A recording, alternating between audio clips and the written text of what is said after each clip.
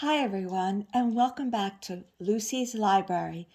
We were out at the bookstore today, and Lucy picked out this book. It's called Mistletoe.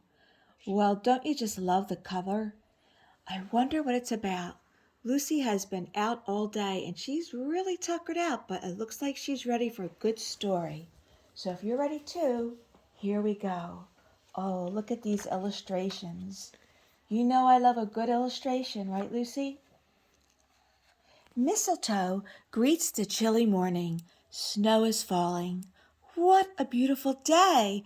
Finally, it feels like Christmas, she thinks. Look at her, she looks so joyful. By the time she gets to Norwell's house, the snow is almost up to her knees. Norwell, come out, it's snowing, Mistletoe calls. Norwell watches Mistletoe.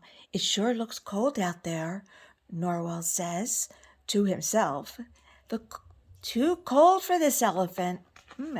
Lucy, that sounds like you. Mistletoe, it's cold out there. Why don't you come in, sit by the fire, and have some tea? Just a drop for me and a cookie crumb, please, said Mistletoe. And after tea, we can go for a walk in the snow.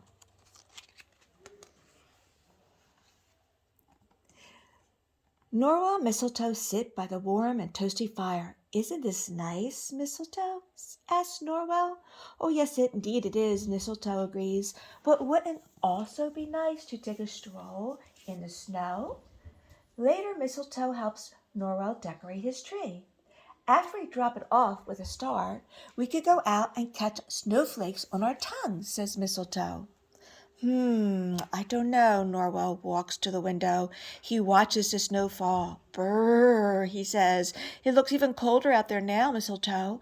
I think I'll stay home where it's cozy.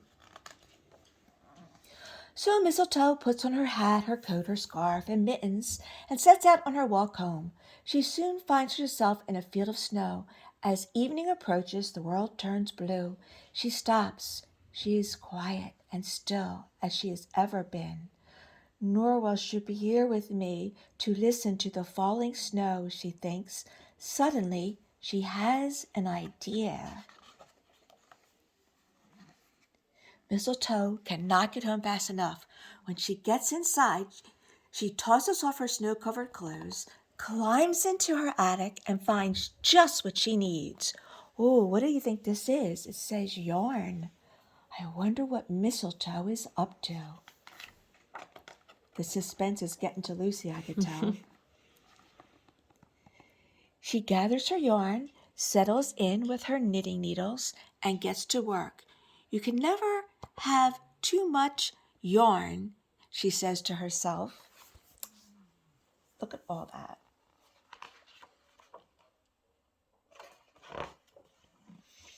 Mistletoe knits whenever she can. She knits when the sun comes up and when the sun is down. She knits while she reads. She knits while she makes cookies for Santa.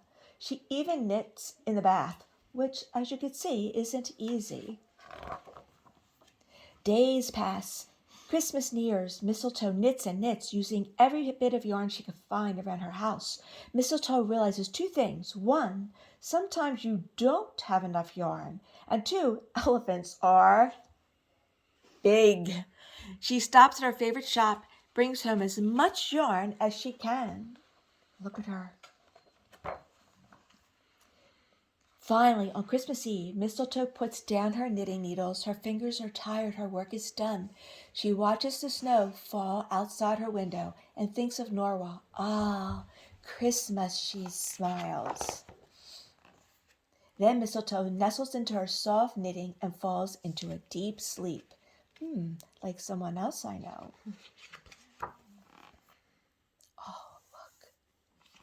The next morning, Mistletoe opens her eyes and the sun fills her living room.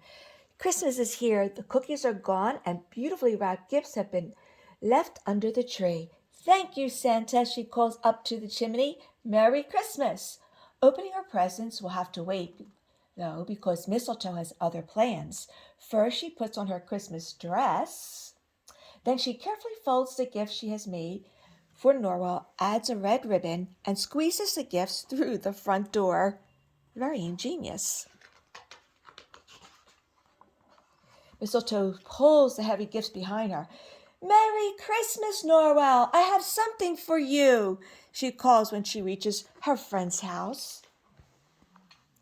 "Merry Christmas, Mistletoe," Norwell says. Come in, come in. I have something special for you, too." Norwell hands Mistletoe the most beautifully wrapped package she has ever seen. Mistletoe carefully opens and it discovers a painting of her in the snow. "It's perfect, Norwell. You do so love snow, Mistletoe." "Indeed I do." That was thoughtful, wasn't it? When it's Norwell's turn to open his gift, Mistletoe asks, "Do you know what it is, Norwell?" "I don't know what it is, but I love it." "Oh, Mistletoe, it's so colorful and soft," Norwell exclaims. "It will keep you toasty and warm," Mistletoe tells Norwell, "outside in the snow." Oh boy, she's determined. "You do like to be toasty and warm, Norwell," said Mistletoe. "Indeed I do," agreed Norwell. And he was. Well, aren't you surprised? I thought she was knitting a scarf. She knitted something from the top of his head to his long elephant ears down to his elephant feet. Wasn't that a lot of work? But that's what you do for friends. I hope you enjoyed this story. Maybe you could find it at the library. Maybe you could tell the story to someone of your friends or your family. And like we always say at the end, good job, Miss Lucy. Thank you for being such a good listener. Good job.